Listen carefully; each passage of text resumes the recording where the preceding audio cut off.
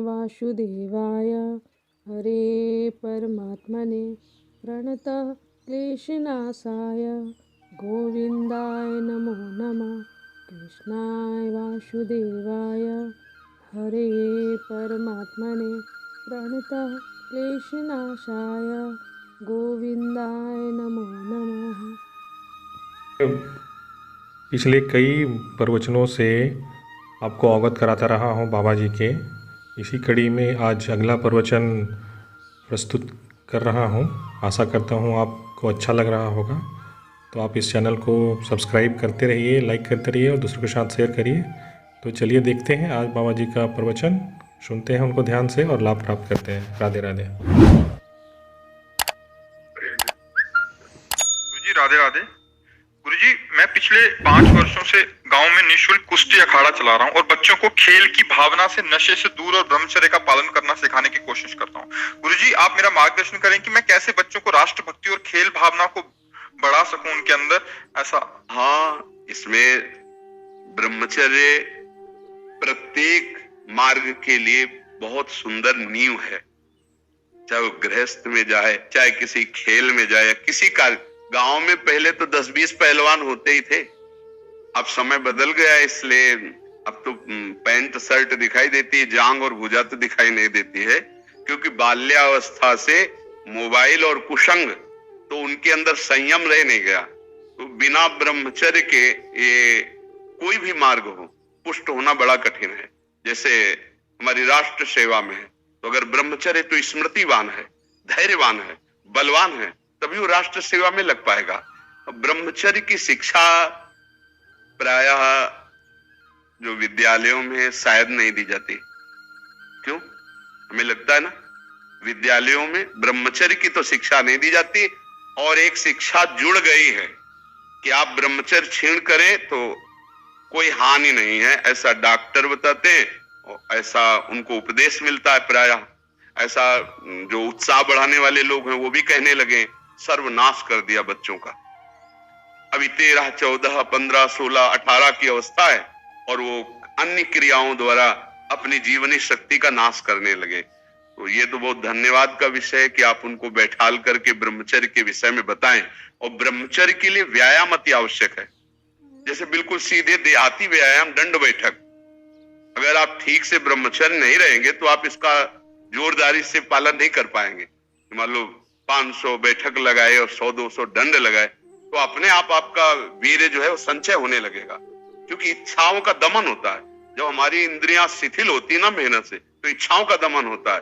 और जब ऐसे ही खाते हैं इधर उधर का भोजन और कोई व्यायाम नहीं, तो इच्छाएं प्रबल होती हैं। तो ऐसा बहुत सुंदर है, आप नवीन बालकों को ब्रह्मचर्य की शिक्षा दीजिए। और व्यायाम अत्यंत आवश्यक है प्रत्येक जीवन में। आज जो चेहरे पे चमक नहीं है, आज जो शरीर स्वस्थ नहीं, तो क्या भोजन नहीं खा रहे? क्या नहीं, सब खा रहे, पर व्यायाम नहीं कर रहे, संयम नहीं है। इसके कारण न चेहरे पे तेज है, न बुद्धि में प्रकाश। बुद्धि चतुर है और उसमें ज्ञान का प्रकाश नहीं है। खूब खा पी रहे हैं पर शरीर में बल नहीं है, अध्यात्म बल नहीं, क्योंकि काम आदि ने शरीर को नष्ट कर दिया है, विकारों ने शरीर पर आक्रमण कर दिया है। तो ये तो बहुत अच्छा है, आप नौजवानों को शिक्षा दीजिए ब्रह्मचर्य की। और परोपकार जैसा कोई धर्म नहीं है, दूसरों का उपकार करना। ऐसा ही पुरुष राष्ट्र सेवक और समाज सेवक होगा, परोपकार जो करना सीख जाए। आज अपने माता पिता की सेवा तो करते नहीं, राष्ट्र सेवा के लिए कैसे भावना बने? सयाने हो जाते, पढ़े लिखे हो जाते, धन कमाते हैं, अब उनको लगता है माता पिता भार हैं, उनको छोड़ देते हैं। प्रायः कोई बिरले ऐसे पुत्र हैं जो अपने वयोवृद्ध माता पिता की सेवा करें। हमें लगता है उनको बैठकर शिक्षा देनी चाहिए कि माता पिता की सेवा, परिवार की सेवा, समाज की सेवा, राष्ट्र की सेवा, इसी से भगवान प्रसन्न होते हैं। अगर मंदिर में पूजा करें और बूढ़े माता पिता भूखे बैठे रहे, तो भगवान कोई सेवा स्वीकार करने वाले नहीं। क्योंकि साक्षात प्रभु उनके हृदय में बैठे हैं, उस समय वो असमर्थ है, उनकी सेवा करनी चाहिए।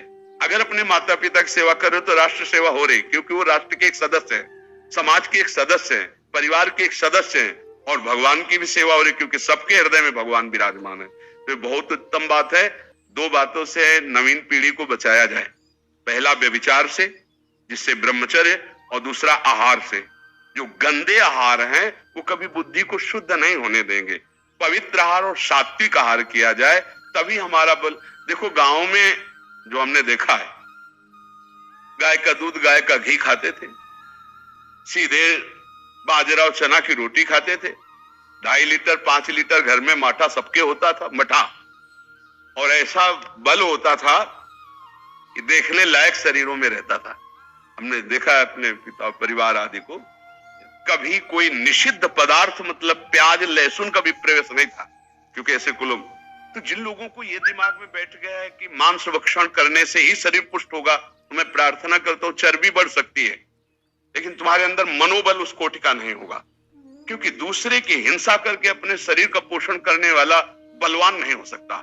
बलवान होता दूसरे की रक्षा करके, अपने को कष्ट में रख करके, फिर वो महाबलवान होता है। कुछ दिन की बात है, इसके बाद फिर वो काम में नहीं आता शरीर, क्योंकि इस तरह से जो हम अधर्माचरण करेंगे वो आगे जाके बुढ़ापे में शरीर ऐसा फैल जाएगा कि लघुशंका और सोच के लिए भी सहयोग की जरूरत पड़ेगी। फिर पहलवानी किस काम की अगर हमें किसी और का सहयोग लेना पड़े। पवित्र भोजन, पवित्र आचरण और समाज सेवा। समाज सेवा में पशु पक्षी भी आते हैं। हमारे यहाँ पशु पक्षियों की भी पूजा की गई है, सम्य भगवान की भावना की गई। आज जो हमारी समाज में मांस भक्षण चल गया है, चाहे तलवार की नोक पर गाय का मांस चखाया जाता था धर्म भ्रष्ट करने के लिए, आज पैसा लगाकर खाते हो, पूछते हो कहाँ का है। कैसी बुद्धि भ्रष्ट होती चली जा रही। हम उस धर्मा अवलंबी हैं, धर्म पे चलने वाले हैं जहां गर्दन कटवा दी गई है पर चखा नहीं है। ये जो विदेशी जन आए थे, जो अधर्मावलंबन करने वाले आए थे, वो तलवार की नोक पर तो कटवा दी गर्दन, लेकिन गाय का मांस नहीं चखा। आप देश विदेश जाते हो, जो आपको मांस मिलता है वो आप पूछते हो क्या किसका है, बस खा लेते हैं।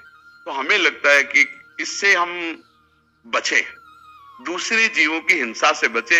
अब हमारे पास उत्तर यही होगा, दूसरे जीवों की हिंसा से बचे, मदिरा पान से बचे, व्यभिचार से बचे, माता पिता परिवार की सेवा की भावना रखें और व्यायाम आदि करके अपने शरीर को पुष्ट रखें, तो राष्ट्र सेवा समाज सेवा सब होगी।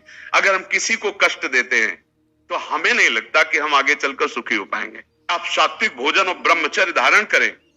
हमने 2 को देखा है, कानपुर में एक नामी पहलवान थे, मांस भक्षण करते थे। गांव का एक आदमी जो केवल दूध घी खाता था, वो उनसे सवाव थे शरीर में। देर न लगा, 5 मिनट में पछाड़ दिया तो रो रहे थे बैठ करके। देखो ब्रह्मचर्य में एक अपार शक्ति, ब्रह्मचर्य का जो स्वरूप है वो महाबल संकल्प युक्त होता है। हमें लगता है अगर ब्रह्मचारी रहा जाए तो संकल्प से जो बल प्रकट होगा वो किसी को भी परास्त कर सकते हो। संकल्प का बहुत बड़ा बल होता है, और जो कामी पुरुष होता है, भोगी पुरुष होता है, संकल्पहीन होता है, उसके संकल्प में बल नहीं होता। तो हमें लगता है समाज को शिक्षा देनी चाहिए, खुद ऐसे आचरण करने चाहिए कि हम मांस भक्षण न करें, हम किसी को कष्ट न दें, हम नमक रोटी भले खाएं, दूध घी खाएं और उससे अपने को पुष्ट रखें ब्रह्मचर्य के द्वारा, तो प्रकाश हो सकता है। नहीं 4 दिन का भैया ये शरीर है, 4 दिन का समझो, इसके बाद जो गति होगी तो हमें अंतिम परिणाम, विद्वान वही बुद्धिमान वही जो फाइनल को देखे। हमारे शरीर को कोई काटे तो कष्ट होगा ना, तो किसी भी जीव को वैसे ही अपना शरीर प्यारा है। आप बकरा है, मुर्गा है, किसी भी जीव को दुनिया करे, आप हमारे पास आए, हम आपको जो बता रहे, किसी भी जीव को कष्ट देना हमारे ऊपर पाप लग रहा है, उसे भोगना पड़ेगा। इसलिए हम तो प्रार्थना करते हैं हाथ जोड़कर कि आप मदिरा मत पियो, मांस मत खाओ, पराई माता बहनों से व्यभिचार मत करो, संयम और धर्म का पालन करो तो सुखी रहोगे। अगर ये ऐसा नहीं है तो 4 दिन की चांदनी है, फिर अंधेरी रात है। ये शरीर कब कैंसर हो जाए, कब किडनी फेल हो जाए, कब एक्सीडेंट हो जाए, हमारा कर्म घटना रूप धारण करता है। कभी डंडा लेके कर्म नहीं आता, कर्म घटना रूप बनता है। अरे बोले बहुत अच्छे पहलवान थे, जा रहे थे, एक्सीडेंट हो गया, अब वो फैल गया, शरीर नष्ट हो गया, बोले अमुक रोग हो गया। इन सब घटनाओं से बचने के लिए भगवान का नाम जप करे। हनुमान जी से बढ़कर कोई महाबली है? और हर समय राम राम राम राम ना, भगवान की भक्ति। और भगवान परशुराम महाबली। जब तक हम भगवान का आश्रय नहीं लेंगे, भजन नहीं करेंगे, संयम से नहीं चलेंगे, पवित्रता से नहीं चलेंगे, तो दूसरों के ऊपर हमारा प्रभाव नहीं पड़ेगा। हमारे अंदर शारीरिक बल बढ़ेगा तो काम भी बढ़ेगा। कई जगह ऐसा देखा गया है कि बेविचार प्रवृत्ति नहीं रुकती। तो हम मांस खाकर शरीर को बलवान करके समाज को दिखा करके पैसे ले लिए और वासना से काम की पूर्ति, ये पहलवानी नहीं है। हमारे देश के लिए हमारा शरीर किस काम में आया? भरण पोषण करने के लिए अगर हम पहलवानी करें, कुश्ती करके पैसा, वो तो एक जीवन यापन के लिए, देश के लिए हम क्या कर रहे हैं? तभी देश के लिए कर सकते हैं जब हम किसी को कष्ट ना पहुंचाएं, तो दूसरे का हित होगा, मंगल होगा। तो हमें लगता है ब्रह्मचर्य, आहार पर संयम और किसी भी माता बहन की तरफ व्यभिचार दृष्टि नहीं, अपने बुजुर्गों की सेवा, अगर ऐसी शिक्षा समाज में दी जाए तो आपका भी जीवन धन्य है और हमारे समाज का भी जीवन धन्य है।